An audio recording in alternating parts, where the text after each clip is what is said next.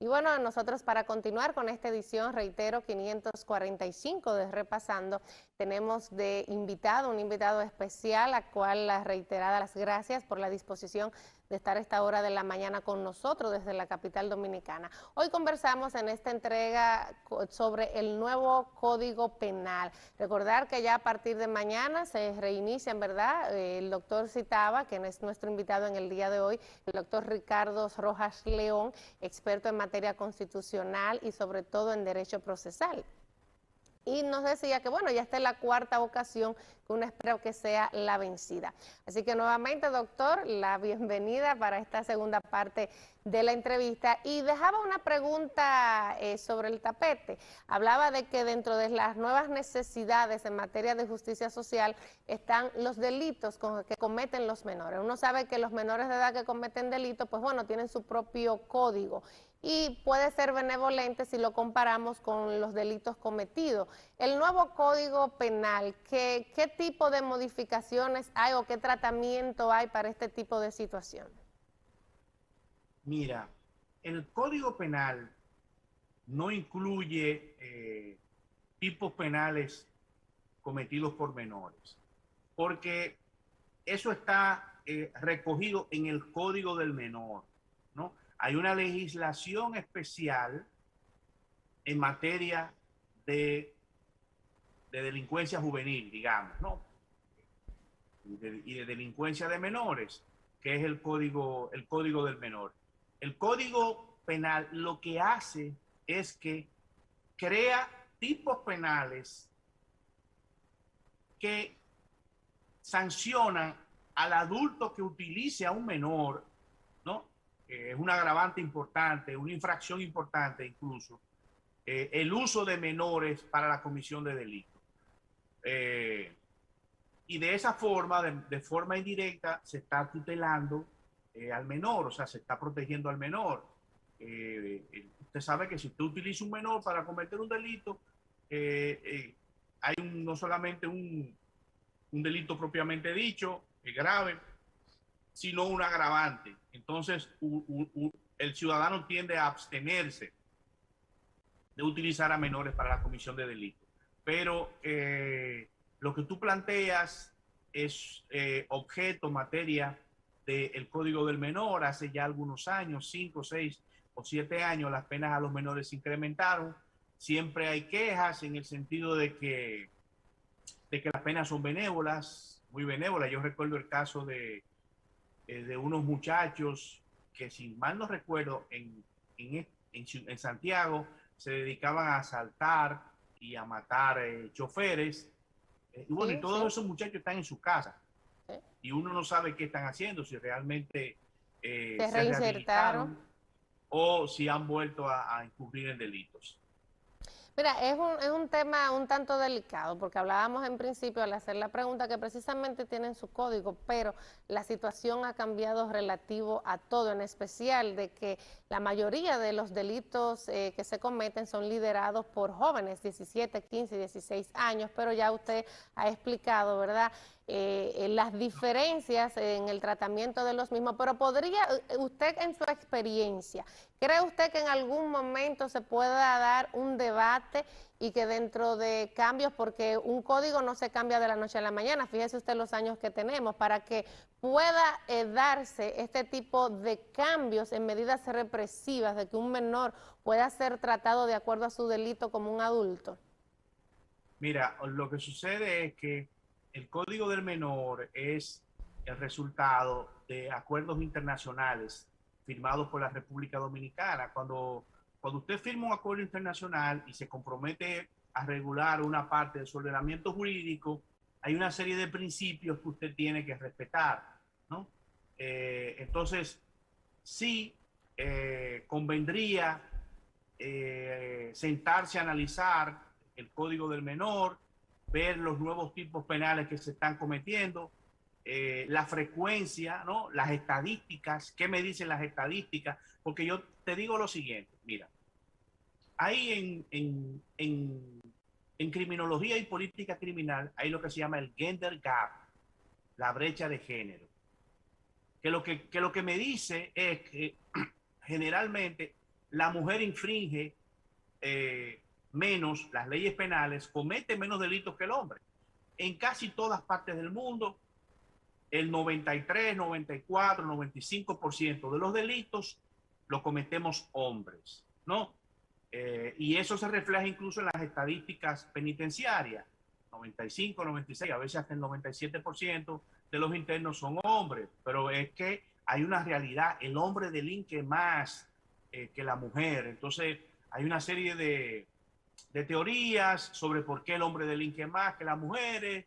Hay quienes hablan de la influencia de los factores de riesgo y de protección. El hombre está más expuesto a los riesgos, la mujer está más expuesta a factores de protección por su propia condición de mujer.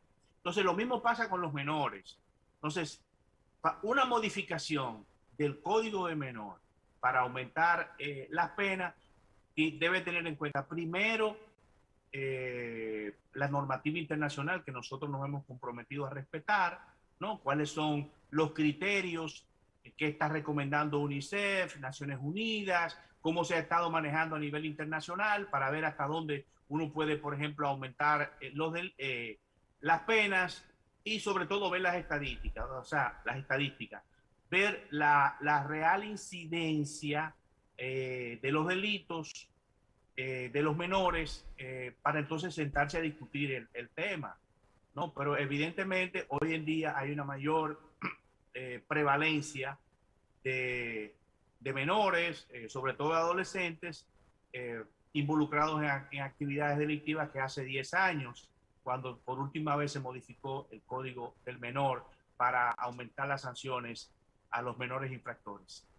Doctor, uno de los temas relevantes en esta discusión, por lo menos en esta actual discusión del nuevo Código Penal, ha sido el tema del aborto. Incluso una de las grandes luchas sociales ha sido la colocación de un campamento que, quiéralo o no, creó su impacto, hizo incluso presión, que era lo que se buscaba. Quizás no la mayor de todas, porque ya vamos en camino a una aprobación de un nuevo código. Sin embargo, las reseñas periodísticas en el día de hoy, y aquí voy a dar lectura, el Diario Libre hoy destaca: la mujer no será penalizada por aborto, pero sí los médicos, enfermeras y farmacéuticas. Entonces, hago la pregunta, ¿por qué dejar fuera el tema del aborto, sobre todo de la exigencia de los sectores, que es aborto en 3 causales? Hace apenas semana y media, aquí en Santiago de los Caballeros se dio a conocer un caso triste porque el desenlace fue fatal. Una joven que con un embarazo en 2 de las condiciones de las causales perdió la vida. O sea, ¿cuántas mujeres más llegarán a esta terrible situación? Entonces, explíquenos usted, dentro de este debate, se entiende que con que la mujer no sea penalizada, pero sí los médicos, los farmacéuticos, ¿no representa esto un retroceso en materia del nuevo código, no incluir el tema del aborto? Mira, te voy a ser franco. Y bueno, es bueno que la gente sepa. El Congreso Nacional nunca ha aprobado en los últimos 20 años disposición alguna que vaya orientada a despenalizar el aborto en 1, 2, 3 o 4 causales. Solamente en una ha sido recogida, que es la parte capital del anterior artículo 110, que ahora es el 112. Cuando no sea posible salvar ambas vidas, entonces la interrupción del embarazo no se penaliza. La única vez que el Congreso incluyó las 3 causales fue en el año 2014, cuando Danilo Medina observó por primera vez el Código Penal. En la Cámara de Diputados se incluyeron las 3 causales, no se envió el código al Senado, se envió al Poder Ejecutivo, el Poder Ejecutivo lo promulgó como la ley 550-14, y entonces eso fue al Tribunal Constitucional, y el Tribunal Constitucional declaró nulo ese código porque se violó el principio de bicameralidad en la observación presidencial. Eso fue en el 2014. Entonces, ¿qué sucede? En el 2015 fue que se anuló. ¿Qué sucede? Que luego en el 2017 vuelve a aprobarse un nuevo código penal, es observado por el presidente Medina, en este caso va al Senado, que fue la Cámara de donde fue remitido o se convirtió en ley, fue remitido al Poder Ejecutivo para promulgación u observación, y en el Senado rechazaron la observación del presidente de la República. Pasó a la Cámara de Diputados y en la Cámara de Diputados se rechazó la observación, pero no con el quórum constitucional, y por lo tanto ese código fue desechado. La historia anterior a todo esto es la siguiente. Cuando se estuvo discutiendo la Ley General de Salud en el año 2000, a los grupos que luchan en favor de la despenalización del aborto, en principio, y luego de las 3 causales, se les prometió que la desregulación, la despenalización del aborto se iba a incluir en el Código Penal y no en la Ley de Salud. ¿Entiendes? Entonces, por eso pasó la Ley de Salud, pero tenía el mismo problema. El mismo problema. Yo creo desde hace tiempo, ¿no?, que lo correcto es que se incluya el aborto en una ley especial, pero no en una ley especial solamente para el tema de las 3 causales.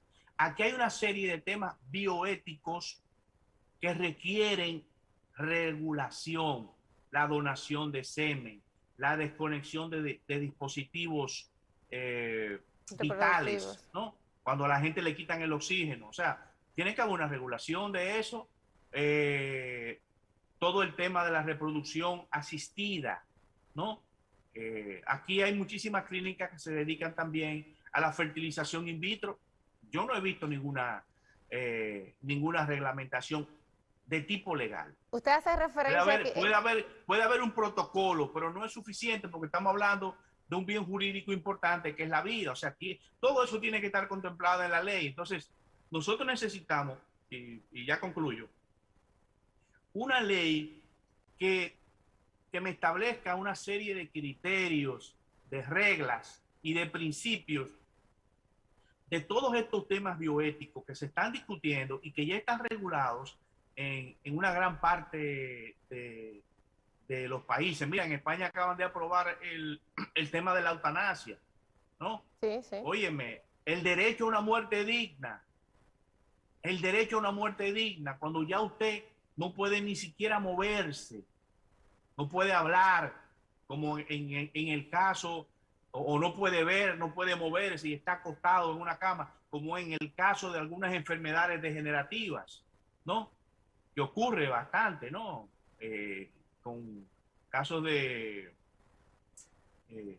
bueno, casos ya críticos varios problemas sí, neurológicos, cerebrales especialmente, entonces, exacto. Entonces, yo lo he planteado desde hace tiempo. Lo planteé en el 2017 cuando se estuvo discutiendo en la Cámara de Diputados todo este tema. En el código del 17 no se incluyó, no se incluyeron las 3 causales. En el código del 2013 tampoco, 2014 tampoco se incluyeron las 3 causales. En el código del 2006 tampoco se incluyeron. O sea, lamentablemente, para bien o para mal, o sea, en el Congreso no ha habido suficiente sensibilidad y compromiso. Y lo digo incluso sin comillas frente a este tema. Lo que uno espera es que en este proyecto de ley especial, que yo creo que es muy limitado, como decía, hay muchas cosas que suceden en el ámbito médico que deberían estar reguladas. Porque yo te hago una pregunta. Imagínate que el amigo que está coordinando en el Switcher, ¿no? Sí. Está dirigiendo este programa, done semen a... Yo te pregunto, ¿él es padre o no es padre de la criatura? O sea, ese hay tipo complicaciones, de cosas exactamente. hay que definirla mediante una ley. Mediante una ley. Entonces, ya para cerrar este capítulo del aborto, debo decirte que cuando el diputado Pacheco, Alfredo Pacheco, reintroduce este código, no estaba contemplado el tema del aborto. En la Fundación Institucionalidad de Justicia y en la Comisión Presidencial de Juristas, que depositó observaciones,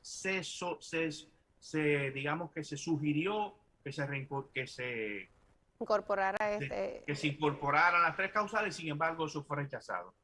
Hay una voluntad política congresual orientada a aprobar el código sin las tres causales. Y no me cabe la menor duda que cuando se apruebe el código va a ser promulgado. Yo creo que no sería lo más pertinente volver a observar un código, porque siendo realistas nosotros no podemos seguir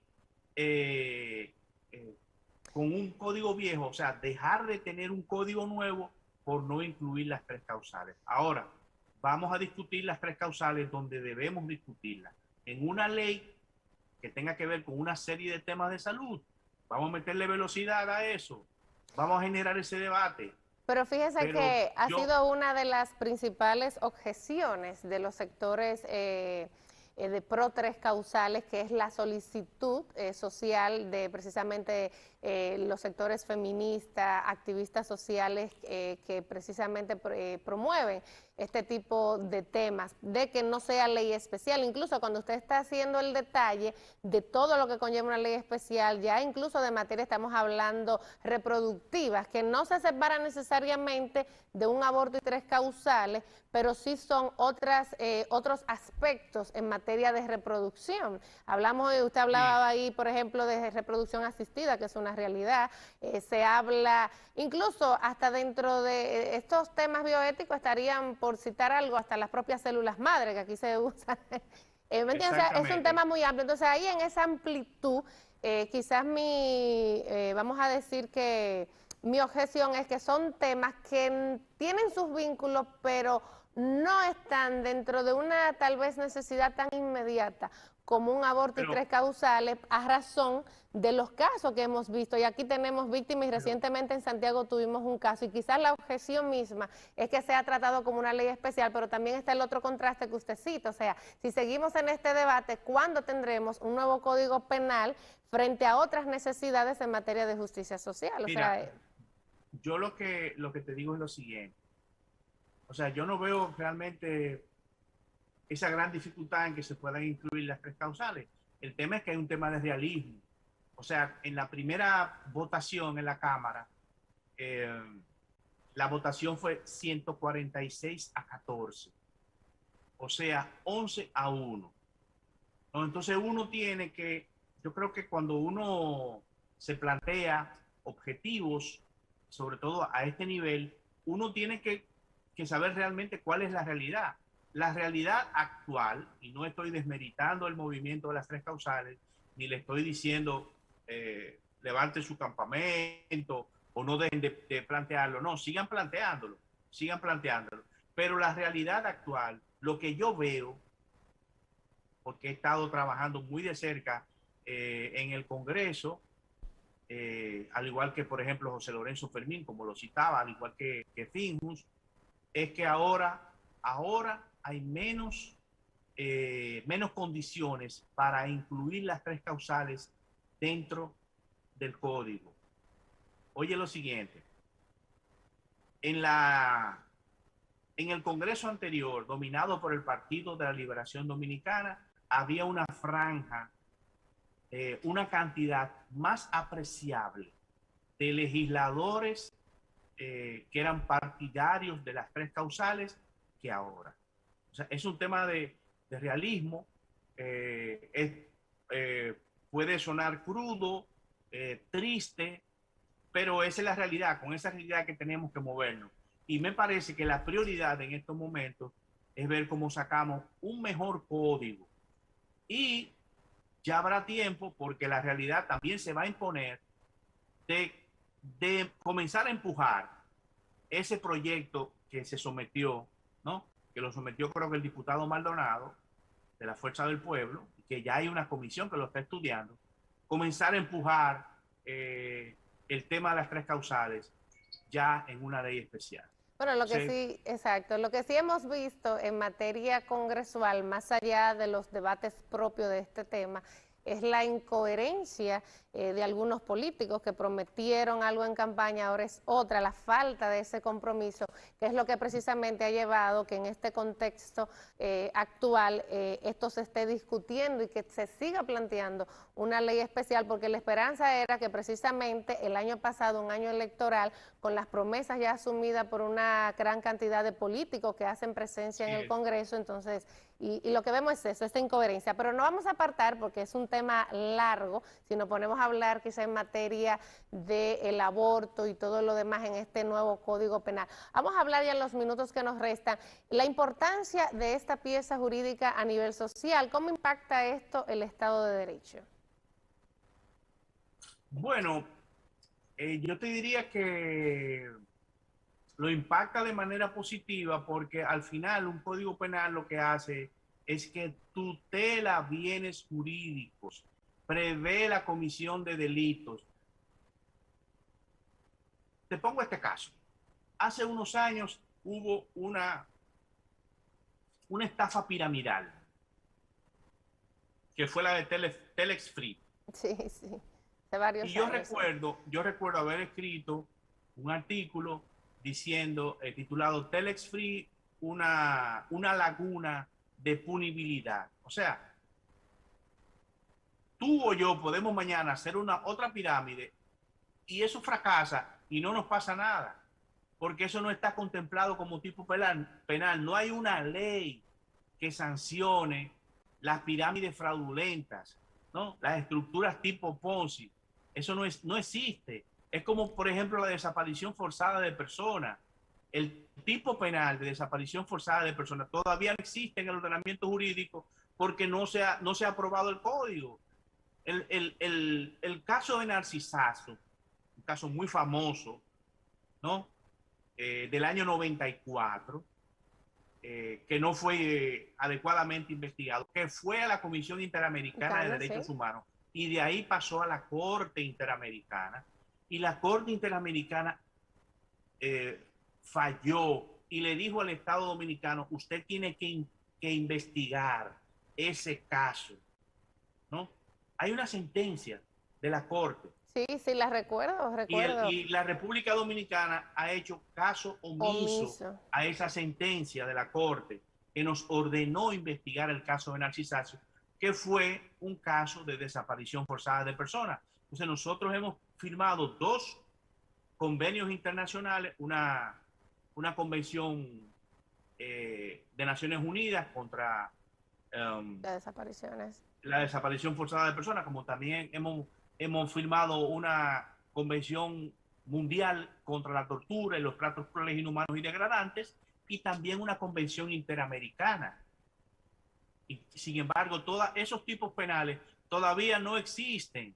Y cuando tú firmas un tratado internacional, tú te comprometes a incorporar los delitos a los que se refiere ese tratado en tu legislación nacional. Y nosotros no lo hemos hecho, nosotros estamos en falta. Nos comprometimos nosotros sin que nadie nos pusiera una pistola en la cabeza, porque aquí tú hablas de organismos internacionales y hay un segmento de la población que entiende que, bueno, que nosotros estamos, que nuestra soberanía está siendo violada, cuando lo cierto es que usted no está obligado a firmar un tratado, o usted puede denunciar un tratado ya firmado, o usted puede firmar un tratado, digamos que con reservas, ¿no? Entonces, estos casos, estos tipos penales que nos hemos comprometido, como la corrupción, República Dominicana ha firmado dos tratados internacionales para tipificar los delitos de corrupción, como firmamos un tratado también para tipificar el lavado de activos, ¿no? O sea, muchos de esos tipos penales, el propio Código del Menor, son el resultado de la decisión soberana de la República Dominicana de suscribir un tratado internacional, de comprometerse, ¿no?, a tipificar, a perseguir determinadas conductas que lesionan bienes jurídicos en todas partes del mundo, porque son las mismas conductas, ¿no? El genocidio se puede cometer en cualquier parte. La desaparición forzada, ya tenemos varios casos de Sí, desaparición sí. forzada. O sea que esos son los temas. O sea, es bien complejo todo este tema de la aprobación de un código penal por todos estos Las reclamos implicaciones, legítimos. sí. Y las implicaciones mismas. A propósito de esto, doctor, es el código, este es un instrumento relevante en materia de derecho penal, pero el código en sí mismo es garante de justicia, resuelve esto la criminalidad.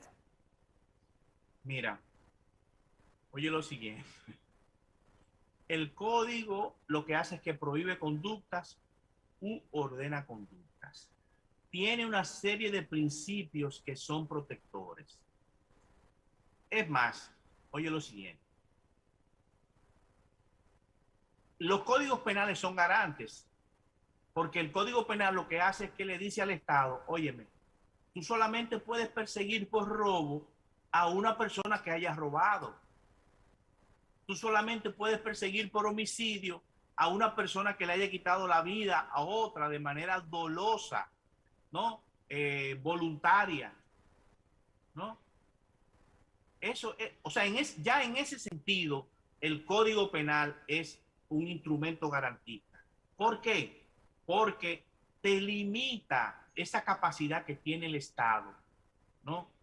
El jus puniendi del Estado, te lo limita, te lo enmarca dentro de determinados parámetros. O sea, tú no le puedes imputar un homicidio a una persona si no ha matado a nadie. ¿Entiendes? O Sí. sea, entonces, eso es un código penal.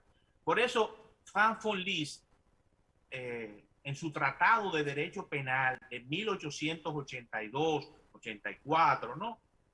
Él decía que el derecho penal, el código penal es la constitución del delincuente, ¿no? Sí, sí. O sea, al final protege al infractor de que, oye, no me vayan a imputar una conducta en la que yo no he incurrido, porque ese es uno de los principios básicos del derecho penal. La conducta tiene que estar claramente definida, ¿no? Y los operadores, los jueces, los ministerios públicos solamente pueden imputar la conducta en la que el ciudadano ha incurrido.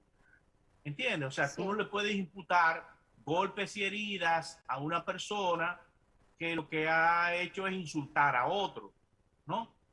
Porque no, ahí no hay realmente no, digamos que no hay una, como dicen los abogados en ejercicio, no hay una subsunción, no se subsumen los hechos en el tipo penal que usted me está, digamos que imputando. Entonces, en Fíjese, ese sentido, el Código Penal en sí, todo Código Penal, digamos que es garantista. Y este Código Penal ha sido revestido en su parte general de una serie de principios fundamentales y además toda la dogmática de la teoría del delito que tiene una impronta garantista en la medida en que nosotros estamos incorporando una visión del derecho penal que no se, digamos, que no se conforma con la causalidad, sino que va más allá de la causalidad, ¿no? a lo con, Incluye una serie de elementos normativos que protegen a la persona, tanto a la víctima y sobre todo también a la persona que ha sido acusada, imputada de la comisión de uno de los delitos contemplados en el Código. pero en este caso lo que puedo interpretar, y ahí como experto me va usted a corregir, es un instrumento de control social. No se escucha. No sé si me escucha, No, ahora sí me puede escuchar. ahora te escucho de Ok, nuevo que bien. decía que en esta explicación que acaba de dar, lo que interpreto, y ahí me va a corregir usted como experto, es que es un instrumento de control social. Claro, los códigos son instrumentos de control social, como también en la escuela. La familia es un instrumento de control social, ¿no? O sea, porque las sociedades están basadas en las normas. es como los clubes. Una sociedad es como un club también. Tú cuando ingresas a un club, tú tienes que firmar y tú tienes que respetar los estatutos. Entonces eso pasa en la sociedad, la familia también. Digamos que, estadio de control social y de socialización de la persona es la familia. En la familia, donde no se respeten reglas, donde no se respeten las normas, entonces digamos que se está educando, se están creando las condiciones para que los integrantes no tengan claro el sentido de autoridad, por un lado, y además el sentido de lo que son las reglas. Entonces lo mismo pasa en la escuela. O sea, la escuela es un estadio importante de socialización, ¿no? Y hay una serie de conductas que hay que resolverlas en la familia, corregirlas en la familia, otras se pueden corregir en las escuelas, y el derecho penal se reserva, ¿no?, para las conductas más graves. Por eso se dice que el derecho penal tiene que ser un derecho mínimo, de lo más grave. Y por eso, por ejemplo, en los códigos procesales penales hay una serie de institutos como son la conciliación, como es el principio de oportunidad, ¿no?, como es la suspensión condicional del procedimiento, incluso la suspensión condicional de la pena y el perdón judicial, que precisamente lo que buscan es, digamos que lo que se denomina salidas alternas al juicio, salidas alternas, ¿no? Por eso que a veces a veces la gente se queja y dice, concho, pero fulano cometió un delito, pero está en la calle. Sí, sí. Bueno, probablemente ese delito fue un delito menor y el fiscal le aplicó un criterio de oportunidad. O sea, es una especie como de darle un chance, ¿no? Pero Te que es vamos a dar lo... una oportunidad para ver si tú no delinques, dependiendo lógicamente de la gravedad, ¿no? Eso se utiliza para delitos menores, lo que se llama delitos de bagatela. No, y... Fíjate, Ajá. vamos a ver. No, que decía que es la parte importante, interesante de estas piezas jurídicas, en especial del Código Penal en sí mismo y nuevo, precisamente que como control social excede una serie de garantías en materia de la persecución, ¿verdad?, del delito, es una importante pieza de medidas represivas. Ya tenemos el tiempo, doctor, encima. Si usted tiene algún mensaje relativo que quiera dar a nuestra audiencia con motivo de este nuevo Código Penal, ya hemos conversado detalladamente sobre esta importante pieza, pero algo final que usted quiera aportar. Mira, voy a aprovechar la oportunidad no para dar un mensaje final de exhortación, sino para decir lo siguiente. Una de las novedades, ¿no?, que viene ahora para la segunda lectura, que fue una propuesta que Lorenzo Fermín y yo hicimos, es que la edad, la prescripción de los delitos sexuales, o sea, sobre todo del incesto, ¿no?, y del abuso sexual, comience a partir de la mayoría de edad de la víctima. O sea, actualmente la prescripción para los delitos es de 10 años. Imagínate un niño de 5 años que ha sido abusado. Ese delito ya prescribe cuando tiene 15 años. Entonces, lo que finalmente se acogió en la Comisión de Justicia y se incluyó en el informe y en la versión que se va a presentar, se va a comenzar a leer pasado mañana, el martes, en la Cámara de Diputados, es que en los casos de incesto y otras agresiones sexuales a menores, la prescripción comience a contarse a partir de que esa víctima cumpla 18 años. Hay países como España donde la prescripción comienza a contarse a partir de los 35. Nosotros propusimos que fuera a partir de los 25, ¿no? Porque todavía un muchacho de 18 años quizá no está lo suficientemente, un muchacho o una joven de 18 años quizá no está lo suficientemente empoderada para denunciar a su agresor, sobre todo si, como ocurre en la inmensa mayoría de los casos, el agresor forma parte del círculo íntimo o es un pariente, ¿no?